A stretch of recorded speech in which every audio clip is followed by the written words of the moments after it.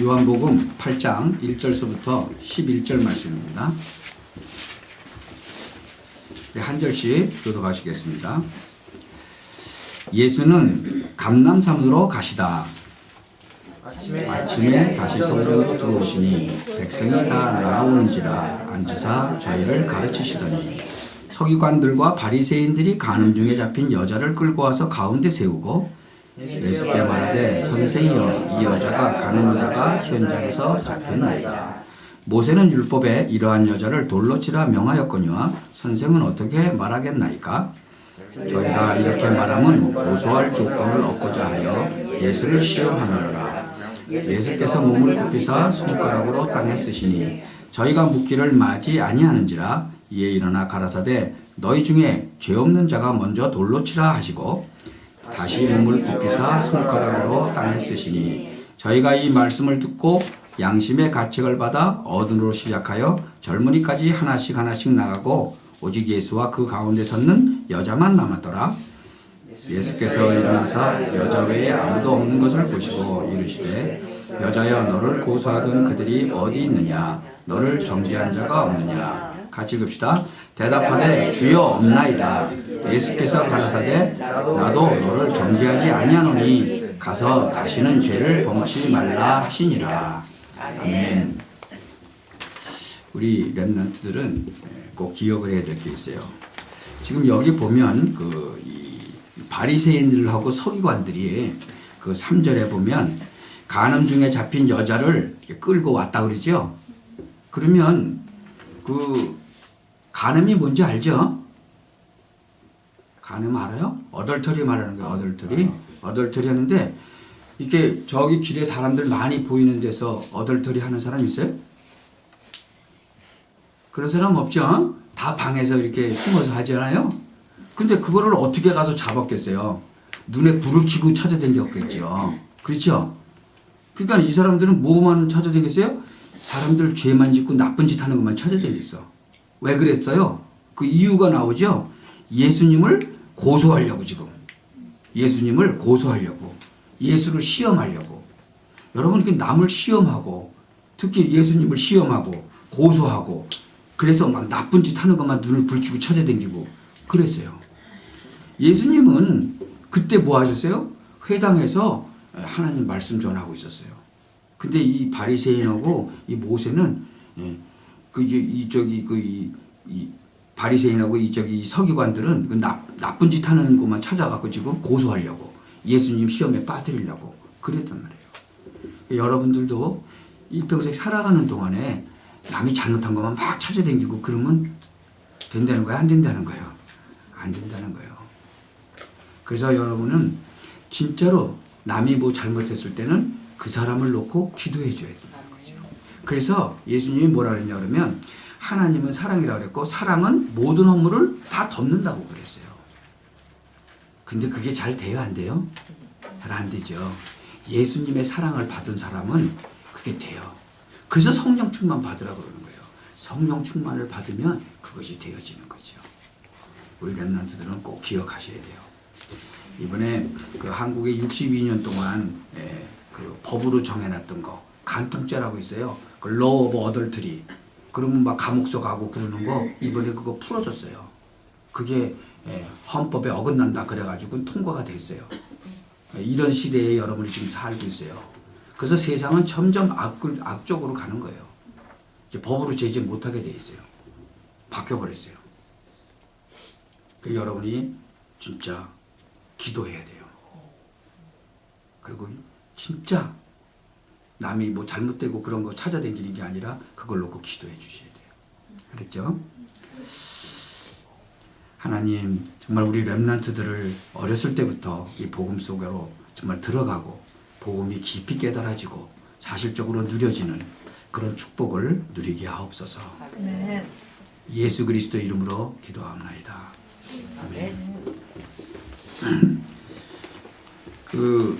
오늘 제목이 죄 없는 자가 먼저 돌로 치라 그랬죠.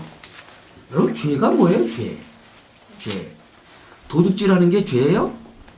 왜 도둑질하는 게 죄죠? 성경에 도둑질하면 죄라고 했어요.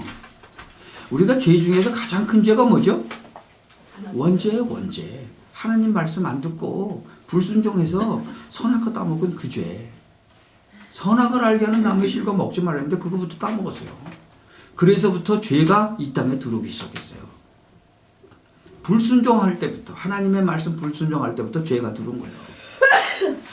자, 그렇다면 그 죄가 그 로마서 5장 13절에 보면요, 죄가 율법이 있기 전에도 세상에 있었다 그래요. 근데 율법이 없을 때에는 죄로 여기지 아니했다고 그래요. 출애굽기 20장 4절에 보면 십계명을 주고 죄에 대해서 얘기하시죠. 그러니까 그 전에는 죄가 있었는데도 그때 율법이 없었기 때문에 죄로 여기지 아니하였다고 그러는 거예요.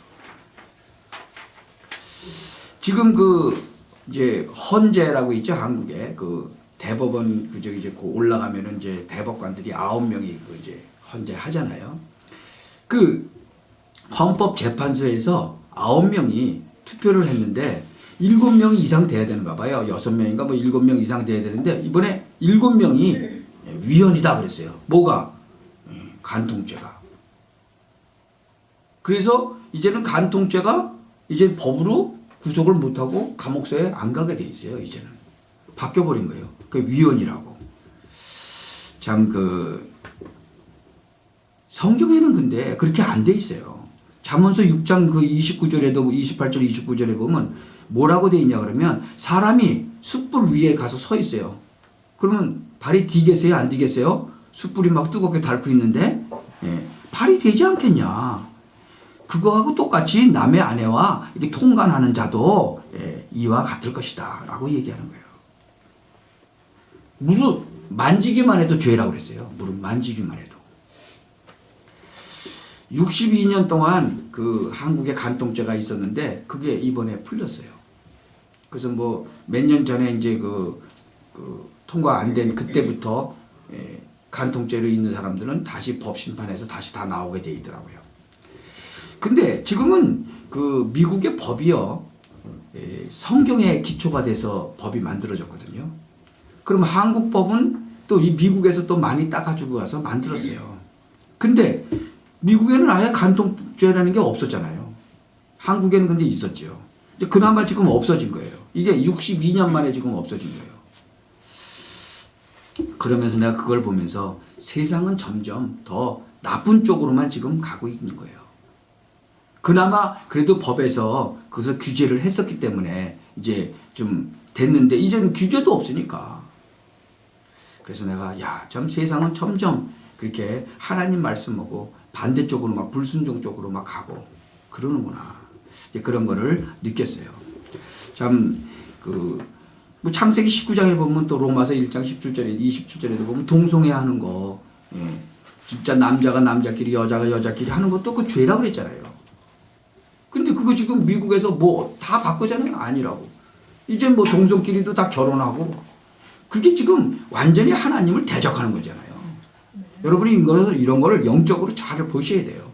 지금 우리는 그런 시대에 살고 있다는 거예요. 지금 한국에서도 이 동성애들 같이 합법적으로 지금 결혼시키고 그러려고 지금 통과하려고 그러잖아요. 그러다 부결되고 막 그러죠. 참 저는요, 일평생 살아가면서 간증할 만한 그런 이제 게 하나 있었어요. 그게 뭐냐? 정말 교회 다니고 진짜 예수 믿는다고 하면서도 제가 예수가 그리스도라는 사실을 잘 몰랐었어요. 그거 딱 발견하고 나서는 그 다음부터는 단 한 번도 한눈 팔지 않고 달려갔어요. 저는 참 예배를 통해서 우리 어머님, 아버님 다 구원받고 돌아가셨어요. 그러니까 주 예수를 믿으니까 부모님도 구원받고 이제 형제들 이제 또 가겠죠. 주 예수를 믿으라 그리하면 너와 내 집이 구원을 얻으려는 말이 하나님의 말씀이 성취되는 거예요. 우리 삶 속에서. 참 내 생에 영원히 남을 만한 그런 하나님의 응답도 주셨고, 그래서 우리는 미래를 준비하고 진짜 문화권 개혁하고 후대 살릴 수 있는 그런 은혜를 예배 때마다 우리는 받아야 되는 거죠. 그리고 이 말씀이 반드시 성취되도록 하나님이 역사하시는데 그거 발견하고 가야 돼요. 그래서 하나님은요, 우리가 옥토와 같이 준비된 심령에 하나님은 합당한 은혜를 주시는 거죠. 그 요한복음 7장에 지난주에 한번 했죠. 그 생수의 비밀에 대해서 예수님은 말씀하셨어요. 그래서 그 다음날 성전에서 그 말씀을 증거하셨는데 그 예수님의 말씀이 그 증거되는 그 자리는 하나님의 모든 축복이 임하는 자리였다는 거죠. 그러니까 하나님이신 예수님이 성전에서 그 하나님의 비밀을 선포하는 그 시간에 바리새인하고 서기관들은 뭐예요? 간음하는 자 없다 그러고 지금 찾아다니는 거예요. 이게 예수님이 바로 메시아 되심을 모르는 사람들의 삶이라는 거죠. 그 은밀하게 이루어지고 있는 그 간음 현장을 찾으려면요, 진짜 눈에 불을 켜야 되겠죠. 근데 그들의 그 큰 관심이 누가 죄가 있냐 그러고 찾아다니는 거예요, 지금. 그것도 예수님 시험에 빠뜨리려고. 하나님은 응답받고 증거하라고 말씀을 주셨는데 그 말씀으로 남을 판단하고 정죄하고 죄를 들춰내는데 사용하고 있다는 거죠. 요즘요, 하나님이 주시는 말씀이 바로 복음 정신이거든요. 나의 복음화를 말하는 거예요. 이 복음 정신이 되면 우리의 그 주 관심이 복음 전하는 그런 현장에 있게 되는 거예요. 여러분, 이 복음이 안 되면요, 믿음 생활 잘하면 잘할수록 이 믿음 생활 잘하는 것이 남을 판단하고 정죄하는 데 쓰여져요. 저하고 고등학교 동창이 하나 있었어요. 뭐 잘 안 만나요. 근데 이 친구는 새벽 기도 한 번도 안 빠지고 나가는 거예요, 교회에. 그리고 뭐 자기가 버는 돈 11조 꼬박꼬박 교회에다가 내요. 아주 뭐 얼마나 열심인지 몰라요. 그런데 내가 한번 만나보니까 얼마나 정죄하는지 몰라요. 자기 교회 이 장로들이 새벽 기도도 안 나오고 11조도 안 내고 그러면서 막 정죄를 하는 거예요. 그 내가 참 자기는 이제 하는데 장로는 안 한다는 거죠. 그러면서 막 정죄하더라고요. 왜 그래요? 자기는 복음이 뭔지 잘 몰라요. 그래서 자기는 잘한다는 거지. 그러면서 막 남을 정죄하는 거죠. 엄청난 축복의 그 현장을 놓치고 누군가 막 죄 짓는 거 막 찾아다니는 그런 모습. 그래서 실패하는 그 바리새인들과 서기관들. 그런 모습이 똑같은 모습이에요. 하나님이 우리에게 율법을 주신 목적이 있어요. 하나님께서는 하나님 떠나서 멸망에 빠진 인생을 건지시기 위해서 아담이 하나님 떠나자마자 하나님 뭘 주셨어요? 복음 주셨어요. 그게 창세기 3장 15절 메시아의 복음이에요. 그래서 우리는 처음부터 복음 시대고 은혜 시대라는 거예요. 구약 시대도 율법을 받은 그런 모세 시대도 사실은 뭐예요? 은혜 시대라는 거예요. 하나님은 창세기 3장 문제를 깨닫도록 하기 위해서 율법을 주신 거예요. 인간이 하나님 떠나서 죄와 사단에게 붙잡혀 멸망 가운데 있는 그 인간 스스로는 절대로 그걸 알 수가 없는 거예요. 그래서 그 사실을 알려면 하나님의 법의 기준이 있어야 되는 거예요. 전에 어떤 그 텔레비인가 어디서 하든 잠깐 봤는데 시골에 사는 친구인데 이제 미국에서 일어난 일이에요. 이 친구는 스탑사인을 안 서. 빨간불에도 안 서. 시골이니까 차가 별로 많이 안 다니잖아요. 그러니까 뭐 그냥 스탑사인이고 뭐 빨간불이고 할 것도 그냥 달려다니는 거예요. 그러니까 이제 옆에 사람이 당신 그러면 진짜로 위험하다. 그러지 말아라. 그랬는데 아이 자기 여태까지 뭐 그러고 다녀서 전혀 상관이 없다. 그러고 이제 헤어졌는데 그 친구가 늦게 와다 보니까 교통사고 나서 죽었더라고. 왜? 빨간불은 서야 되잖아요. 근데 뭐 자동차가 별로 안 다닌다고 그냥 샹샹 달리다가 마주오는 차가 그냥 받아갖고 죽었어요. 그 자리에서 즉사를 했더라고. 그게 그 영화인가 뭔가 하여튼 본 것 같아요. 왜? 빨간불은 서라고 그렇게 되면 서야 되죠. 이 링컨 대통령이 때 그 남북전쟁이 일어나면서 노예 폐지 운동이 일었었죠. 왜? 사람이 사람을 노예로 삼는 거는 나쁜 것이다. 그렇죠? 그래갖고 남북전쟁이 일어난 거죠. 노예 해방한다. 그러니까 남쪽에서는 아니 이 흑인들 이거 지금 노예를 삼지 않으면 우리 지금 농사 짓는데 지장이 있다. 이래가지고 싸움이 된 거잖아요. 전쟁이 난 거죠. 여러분 이 창세기 3장에 사단에게 붙잡혀 영적인 사망 상태에 있고 그 죄 가운데 빠져 있다. 이 사실을 알도록 우리에게 뭘 주셨어요? 율법을 주신 거예요. 의롭고 완전한 하나님의 법인 율법을 통해서 이 사실을 알게 되는 거예요.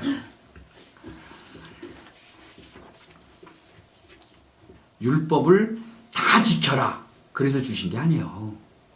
율법 다 지킬 사람 있다고 그랬어요? 없다고 그랬어요? 다 지킬 사람 하나도 없다고 그랬어요. 율법의 기준에 비춰서 죄인인 사실을 깨닫도록 하기 위해서 율법을 주신 거예요. 율법의 기준에 비춰보니까 죄인이고, 율법은 아무리 노력해도 모두 다 지킬 수가 없어요. 지키지 못하면 어떡하죠? 그 대가는 영원한 멸망이요 죽음인 거예요. 그러면 이 세상의 모든 인간은 다 멸망당하고 전부 죽어야 되는 거예요. 이 사실을 깨닫고 이 문제를 해결할 메시아 그리스도를 바라보도록 하기 위해서 하나님은 우리에게 율법을 주신 것이다. 죄가 드러나야 죄 문제가 해결되는 거잖아요. 죄가 드러나려면 죄를 드러내는 기준이 있어야 되잖아요. 그것이 율법이라는 거예요. 그래서 율법은 우리를 그리스도께 인도하는 몽학선생이다라고 얘기하는 거예요.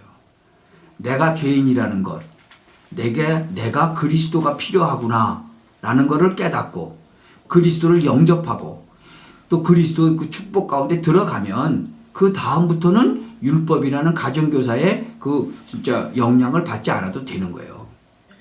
옛날에는요, 그 노예들이 많이 있었는데 똑똑한 노예들도 많이 있었을 거 아니에요. 그 똑똑한 노예가 주인집 아들들을 철들 때까지 가르쳤다고 그래요. 그때는 아무리 주인집 아들이라도 노예의 가르침 아래에 있어야 되는 거예요. 근데 장성해지면 어떻게 되죠? 더 이상 노예의 가르침이 필요 없는 거예요. 그래서 율법을 무시한다 그런 게 아니고 그리스도를 발견하고 구원받으면 율법은 바로 내게 완성되는 것이다. 예수께서 율법의 모든 요구사항을 다 이루셨죠. 그것이 십자가 사건이에요. 그래서 율법을 지킬 수 없으면 죽어야 하는데 예수님께서 대신 죽으신 거죠. 율법의 완성자이신 예수님이 성령으로 내 안에 계시는 거예요. 그래서 이분은 모든 율법을 다 이루신 거예요. 그래서 우리도 이룬 거예요. 우리가 율법대로 하면 토요일 날 예배 드려야 되잖아요. 그렇죠? 근데 우리는 주일날 예배 드리잖아요. 토요일이 안식일이에요. 안식일 거룩하게 안 지키면 전부 다 돌멩이로 쳐서 죽이라고 그랬잖아요. 근데 지금 우리는 안식일날 예배 드려요? 아니에요. 오늘이 무슨 날이에요? 주일이에요. 주의 날. 그래서 성경은요, 점진적으로 발전하는 게 있어요. 없어지는 것도 있어요. 취소되는 것도 있어요. 그런데 점진적으로 발전하는 게 바로 뭐예요? 안식일날 우리가 예배 안 드리고 이제는 주일날 예배 드리는 거예요. 왜? 예수님이 뭘로 오셨다고요? 안식일의 주인으로 오셨기 때문에. 그래서 이제는 우리는 안식일의 주인이 예수님이 우리 안에 와 계시면 우리는 뭐예요? 매일매일이 뭐예요? 안식일이에요, 사실은. 참 안식은 그리스도 예수 안에 있잖아요. 그래서 안식일의 주인이 예수님을 우리 안에 모셨기 때문에 우리는 매일매일이 안식일이에요. 그래서 율법을 완성하셨다는 거예요, 예수님께서. 근데 그 완성하신 날이 언제예요? 주일날 아침에. 안식 후 첫날, 그게 바로 주일날 아침이거든요. 그래서 그 주일날 아침에 예배 드리는 거예요. 그래서 오늘은 무슨 날? 주의 날. 그래서 부활신앙을 믿는 사람은 주일날 아침에 예배 드리는 거예요. 주일날 예배 드리는 거예요. 유대인들 아직도 토요일날 예배 드리잖아요. 안식교가 거기도 아직도 토요일날 예배 드려요. 아직도 구약시대에 살고 있는 거예요, 그러면은. 그 예수님이 지금 그리스도로 다 모든 문제 다 해결하시고, 구약 율법을 완성하셨는데, 언제? 안식 후 첫날, 주일날 하셨단 말이죠. 이 율법을 다 지켜야 한다. 그게 율법주의거든요. 그래서 지금은 정말 그 율법은 그리스도께 인도하는 몽학선생이라는 거. 그거 꼭 기억하시기 바랍니다. 참, 그 율법의 완성자이신 예수님이 성령으로 내 안에 와 계신 거예요. 우리가 율법을 다 지킬 수 없으니까 예수님이 대신 죽으신 거예요. 모든 사람들이요, 많은 사람들이 그래요. 율법을 다 지켜야 된다고. 그거 완전 율법주의거든요. 율법 다 지키는 자기도 못 지키는데. 사단은 예수님이 율법을 다 이루셨다는 그 사실을 살짝 가리고 율법을 지켜야 된다 그러고 막 지금도 얘기하는 거예요. 여러분 생각 막 자꾸 들어오는 거예요. 그런 거. 율법 못 지키면요 막 죄책감에 빠지고 그래요. 여러분 그렇지 않아요? 죄책감 빠질 때 있죠? 그 배후에 사단이 역사하는 거예요. 제가 아는 그 어떤 여자 집사님하고 그 남자 집사님이 있었어요. 이분들이 건축헌금이 약정하고는 다 못 낸 거예요. 그러니까 막 죄책감에 시달리는 거예요. 막 사단이 막 공격하는 거예요. 왜 건축헌금 낸다고 그러고 안 내냐? 그러고 막 죄책감에 빠지는 거예요. 하나님 거지 하나님 아니거든요. 못 지킬 수 있는 거거든요. 아주 막 기분 신나서 막 5,000불 하려고 그러다가 막 5만 불 한다고 그랬는데 돈이 없어 5만 불이. 그럼 어떻게 하겠어? 돈이 없어서 못 하는데 사단은 막 죄책감으로. 그게 율법이거든요. 율법으로 막 잡아죽이는 거죠. 그런데 속지 마시기 바랍니다. 율법을 못 지키면 막 죄책감에 빠지게 만들고 그 배후에는 사단이 꼭 있어요. 그리고 또 율법주의에 빠져 있는 사람의 특징이 뭐냐 그러면 완벽주의예요. 제가 아주 율법 충만했었거든요. 완전히 완벽주의. 그러니까 사람이 완벽한 사람이 있어요? 없어요? 없어요. 내가 완벽주의자가 되는데 내가 완벽하지 못해. 가만히 혼자 생각해 보니까. 그러면 자기를 막 경멸하고 막 그래요. 그게 이제 술만 마시면 또 생각나네. 그러니까 막 그냥 자기를 막 비하하고 그렇게 되는 거예요. 사단이 그 배후에 딱 있는 거예요. 그래서 그 공격하고 넘어뜨리는 거예요. 절대로 여기에 속으면 안 돼요. 율법주의자는 무서운 겁니다. 그게 완벽주의자로 넘어가고 완벽한 사람 하나도 없으니까 그래도 양심적인 사람은 또 그게 생각나니까 죄책감에 시달리고 그러죠. 그런 사람들이 결국은 시달리다 막 자살하고 그래요. 완벽주의가 좋아 보이지만 결국은 마귀에게 속는 거예요. 사단에게. 인간은 완벽할 수 없다. 예수님은 완전하시고 나는 불완전하다. 그걸 고백하는 게 믿음이라는 거예요. 믿음 고백하시기 바랍니다. 아직도 많은 사람들이 기도할 때 뭐 많이 해야 되고 뭐 세게 해야 되고 내 열심 뭐 내 의 공로 이런 게 들어가야 하나님이 응답하신다. 이렇게 생각하는 사람들이 많이 있어요. 예수님이 모든 문제를 다 해결했다. 그게 복음이에요. 우리를 저주와 멸망 가운데서 완전히 해방했다. 그게 복음이에요. 예수님의 탄생, 또 죽으시고 부활하시고 승천하시고 재림하신다는 거, 그게 복음의 내용이에요. 예수님이 오셔서 부활하시고 승천하신 이유는 뭐예요? 메시아 그리스도가 되기 위해서예요. 그러니까 예수님이 하신 일이 뭐예요? 그리스도의 일을 하셨어요. 복음에는 하나님의 의가 나타나지만 종교에는 인간의 의가 나타나는 거예요.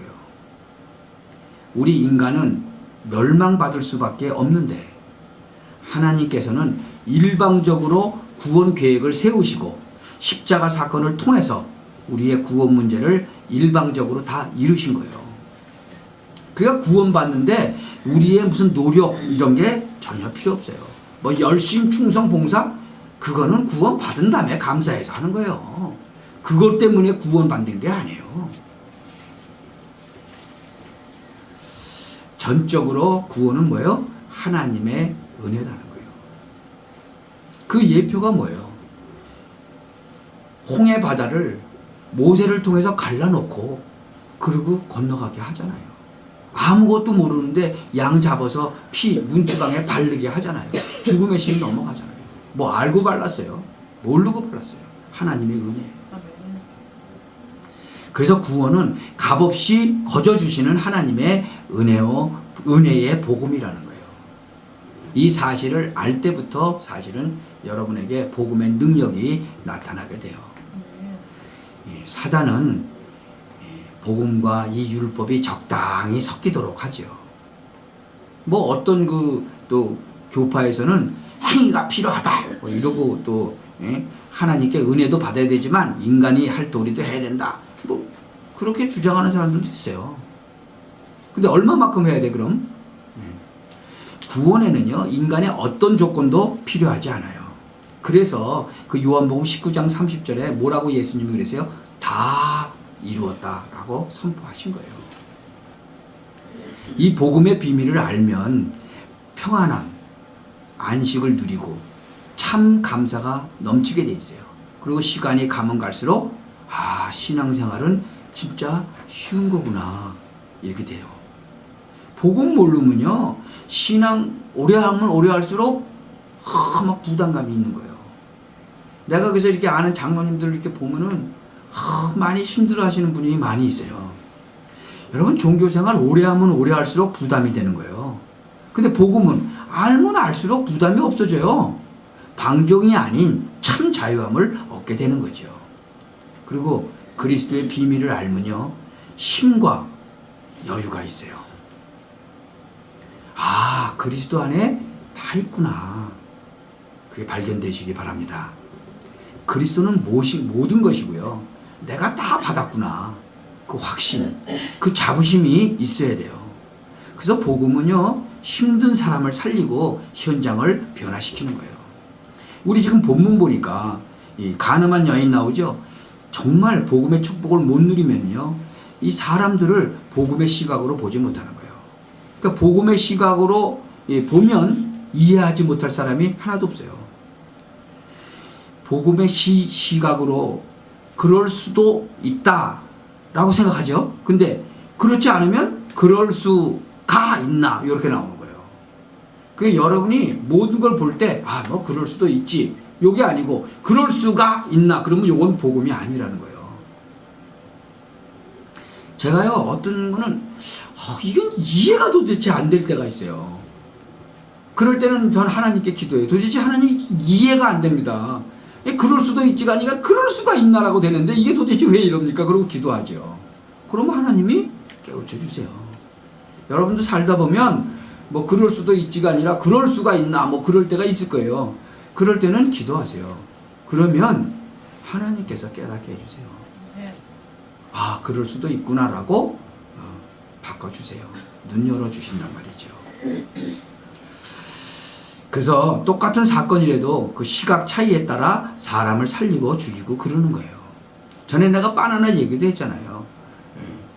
뭐 산불 싸게 살 수 있는데 비싸게 샀다. 한 사람은 그거 득을 받네. 한 사람은 손해 받네. 똑같은 사건인데 그러잖아요.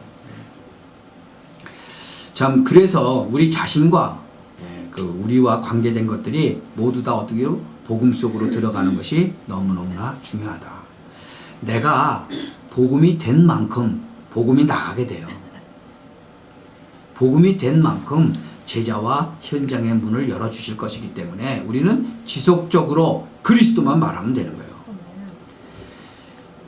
그 3절하고 6절 한번 보세요.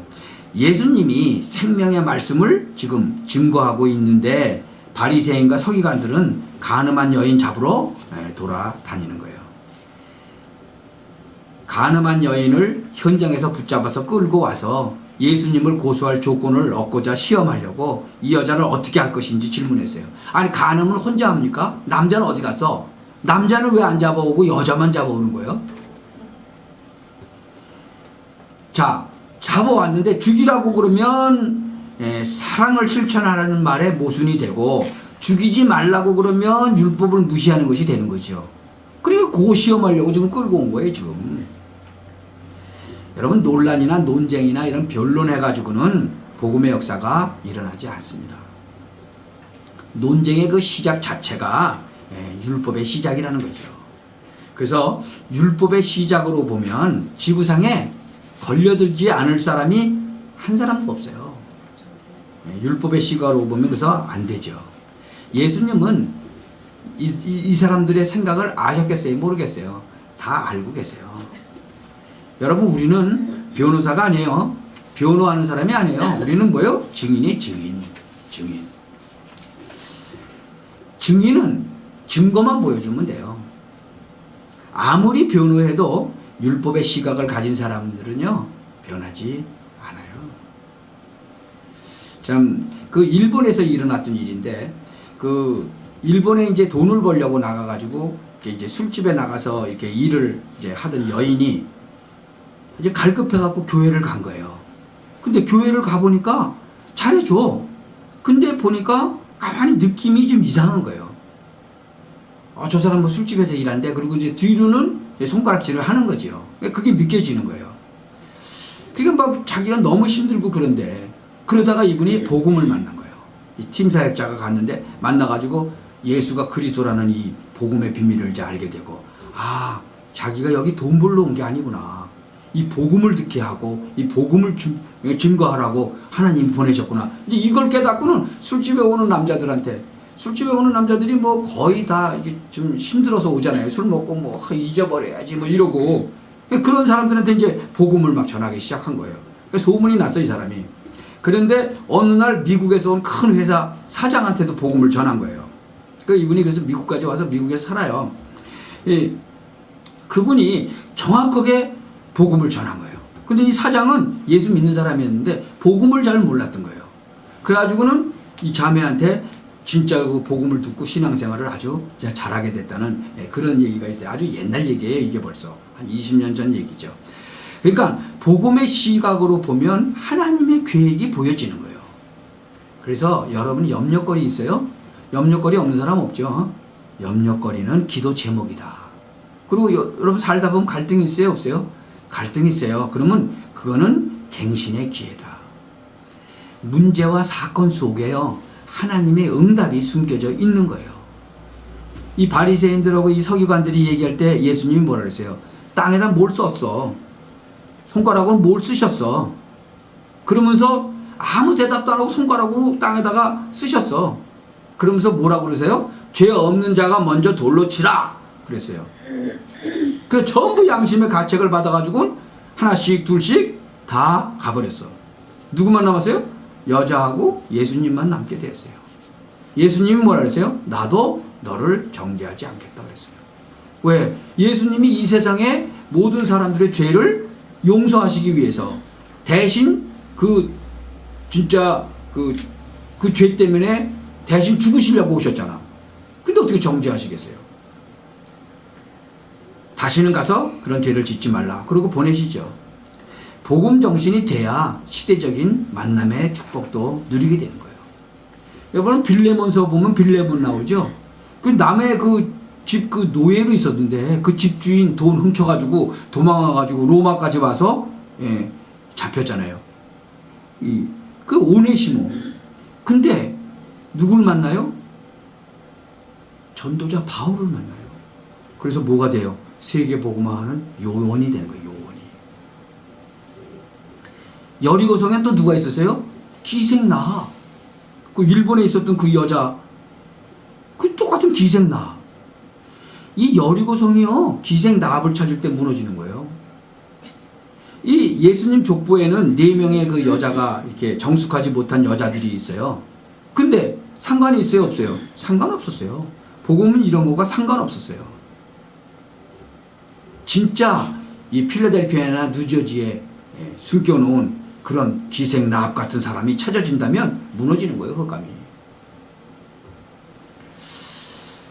하나님께서는요, 수준 낮은 그 갈릴리 사람들 가운데서도 세계복음화의 요원이 들어있는데, 이런 사람을 찾아내려면 우리가 복음의 시각을 제대로 가져야 된다는 거죠.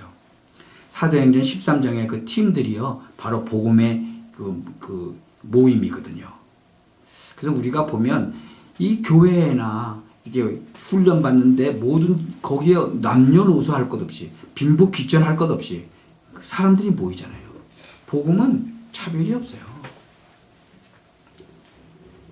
세계 복음화의 그 비밀은요, 진짜 이 복음이 능력이 개인으로, 가정으로, 민족으로 막 나타나니까 세계 복음화가 되어지는 거예요.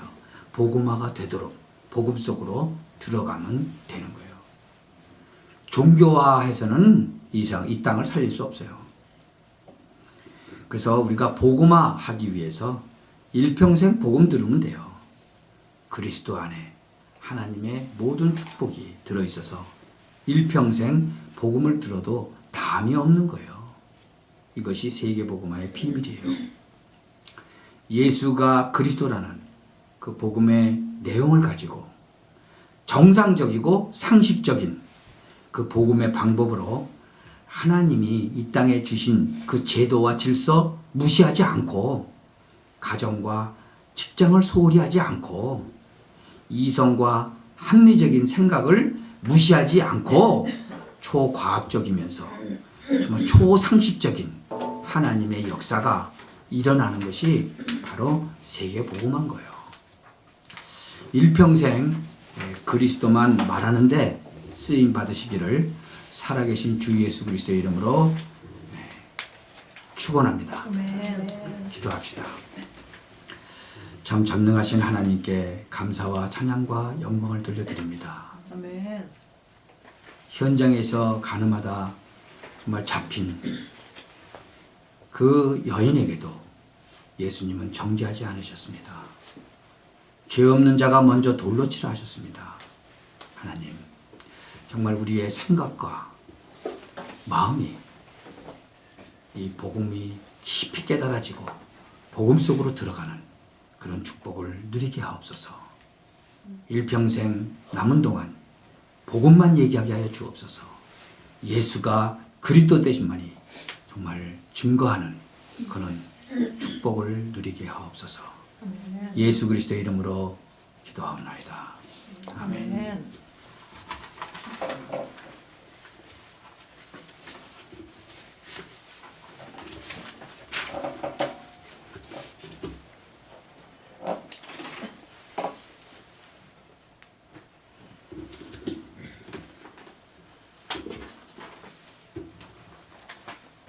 우리 183장 찬송합시다.